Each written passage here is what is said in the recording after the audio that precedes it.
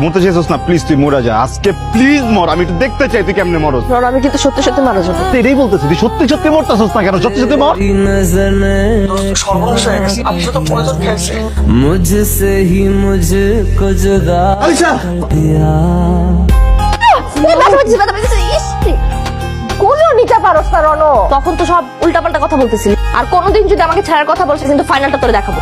Final দেখানোর জন্য তুই এখন আমাকে দেখবি। মানে কই জীবনটা কি ফাইজলামি মনে করস? এই কতদিন জ্বালাইছিস তুই আমারে? আমি কখন এরকম কিছু করছি? আজকে জাস্ট একবার একটু রাগ দেখাইছি তোরে, তুই আমার এই জিনিস দেখা দিলি না। একটা বারও ভাবস নাই যে আমার কিছু হয়ে যেতে পারে।